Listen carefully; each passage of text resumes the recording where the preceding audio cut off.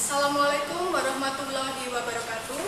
Salam sejahtera untuk kita semua. Perkenalkan, nama saya Eka Sari Mardianti. Saya dari angkatan 58 tahun 2020. Nomor daftar hadir A29.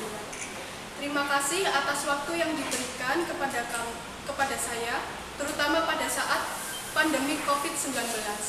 Pertama-tama yang saya hormati Bapak Penguji Dr. Gago Aprianto MSI, Ibu Pembimbing Dr. Esti Sri Rahayu SPMP, mentor kami Ibu Elis Elizabeth Eskepnes MKes.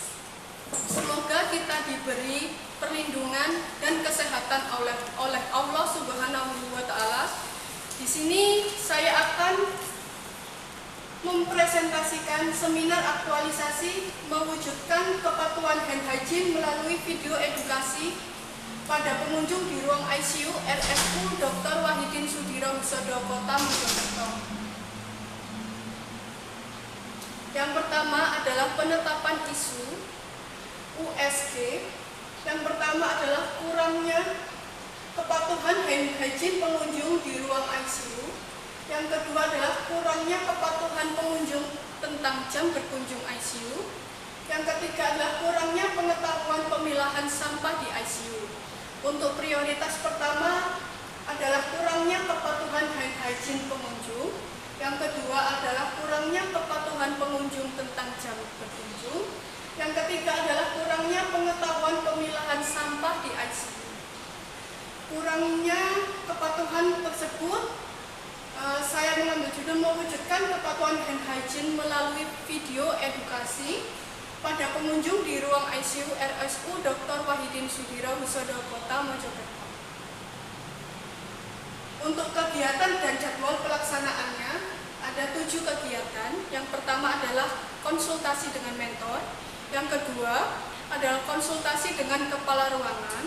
Yang ketiga adalah berkoordinasi dengan tim PPI. PPI adalah tim pengendali infeksi rumah sakit. Yang keempat adalah menyiapkan media dan materi tentang video edukasi. Yang kelima adalah melakukan sosialisasi dan demonstrasi cuci tangan kepada pengunjung ICU. Yang keenam adalah melakukan monitoring evaluasi. Yang terakhir ketujuh adalah menyusun laporan aktualisasi.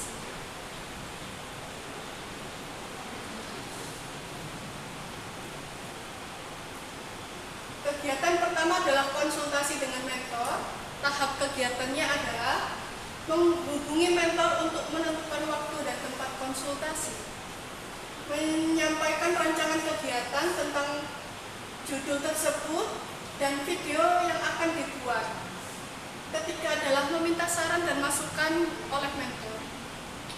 Waktu adalah tanggal 18, 19, 29 Maret dan 15 April bertempat di ruang bidang pelayanan medik. Dan output yang dihasilkan ada 3. Yang pertama adalah lembar konsultasi, kedua adalah notulen, ketiga adalah foto dokumentasi kegiatan. Berikut adalah fotonya. Untuk kegiatan 2 adalah berkonsultasi dengan kepala ruangan. Tahap kegiatan yang dilakukan adalah menghubungi kepala ruangan untuk menentukan waktu dan tempat konsultasi, menyampaikan rancangan kegiatan aktualisasi, dan meminta saran masukan persetujuan dari kepala ruangan. Dan waktunya adalah 19 Maret 2020 bertempat di ruang ICU. Untuk output atau hasil ada 2. Yang pertama adalah notulen, yang kedua adalah foto dokumentasi kegiatan. Yang ketiga adalah berkoordinasi dengan petugas pencegahan pengendalian infeksi atau PPI. Tahap kegiatannya saya menghubungi petugas PPI untuk menentukan waktu dan tempat konsultasi. Yang kedua adalah melakukan konsultasi dengan tim PPI tentang video cuci tangan dan berkolaborasi dengan tim PPI. Waktu 20 Maret 2020 di ruang CSSD, outputnya notulen dan foto kegiatan dan foto dokumentasi kegiatan. Untuk berkolaborasi dengan tim PPI, karena dalam masa pandemi ini saya menemui kesulitan karena tim PPI rumah sakit banyak sekali kegiatan dan harus dilakukan di rumah sakit, maka saya melakukan video pembuatan edukasi ini sendiri. Yang keempat adalah menyiapkan materi tentang pentingnya cuci tangan. Yang pertama, tahap kegiatannya mencari sumber materi tentang 6 langkah cuci tangan. Kedua, memilah dan mengolah materi agar mudah dimengerti. Ketiga, mendesain dan membuat rancangan video edukasi cuci tangan. Keempat, konsultasi video dengan mentor. Kelima adalah editing video. Jadi untuk sumber materinya, saya menggunakan SOP cuci tangan dari rumah sakit dan brosur cara cuci tangan yang ada di rumah sakit. Waktunya dari tanggal 22 sampai 28 Maret 2020 bertempat di RSU Dr. Wahidin Sudirohusodo. Untuk output, yang pertama video edukasi tentang cuci tangan, kedua lembar persetujuan, dan ketiga foto dokumentasi kegiatan. Selanjutnya, kegiatan 5, melakukan sosialisasi dan demonstrasi tentang hand hygiene pada pengunjung ICU. Tahap kegiatan pertama, mengumpulkan semua pengunjung di ruang tunggu ICU. Jadi karena dalam masa pandemi ini kira-kira keluarga ICU ini hanya diperbolehkan 1 orang yang menunggu dan dilarang untuk pengunjung mengunjungi pasien di ICU, maka untuk melakukan sosialisasi ini saya menggunakan orang yang seadanya di ruang tunggu. Yang kedua adalah menjelaskan maksud dan tujuan kegiatan yang akan dilakukan. 3, menjelaskan tentang pengertian dan langkah-langkah hand hygiene lewat video edukasi cuci tangan. Yang keempat, melakukan demonstrasi tentang 6 langkah hand hygiene. Yang kelima, pengunjung bisa mempraktekkan cuci tangan yang benar. Jadi untuk kegiatan 5, saya menampilkan video edukasi yang saya buat di TV pengunjung ICU.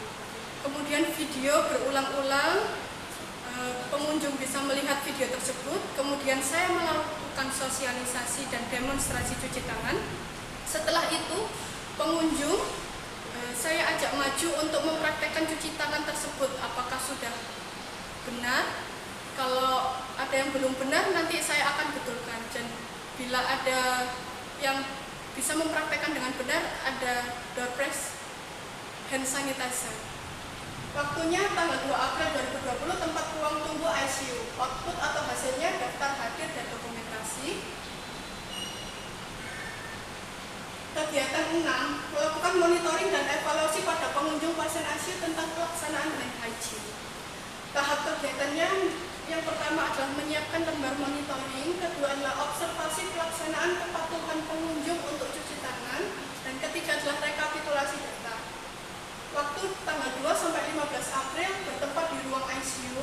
Untuk outputnya, dokumentasi hand hygiene pengunjung, lembar monitoring sudah terisi dan rekapitulasi data. Yang ini adalah dokumentasi hand hygiene yang dilakukan oleh pengunjung ICU 1. Kegiatan 7, menyusun laporan aktualisasi. Tahap kegiatannya, yang pertama menyiapkan lembar monitoring, kedua adalah pelaksanaan kepatuhan pengunjung untuk cuci tangan, ketiga adalah rekapitulasi data, keempat melaporkan hasil aktualisasi dengan mentor. Waktu tanggal 8 sampai 15 April 2020 bertempat di ruang ICU. Outputnya adalah laporan aktualisasi.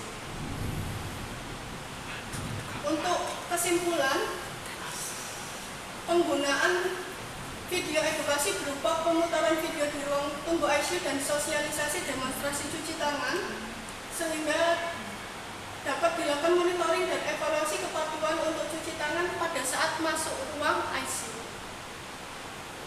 Dari hasil rekapitulasi evaluasi data didapatkan setelah sosialisasi ada 1 orang atau 2 orang yang tidak melakukan cuci tangan karena saat itu pasien sedang kondisi kritis. Ini untuk kurvanya setelah ada sosialisasi, kurva meningkat. Terima kasih.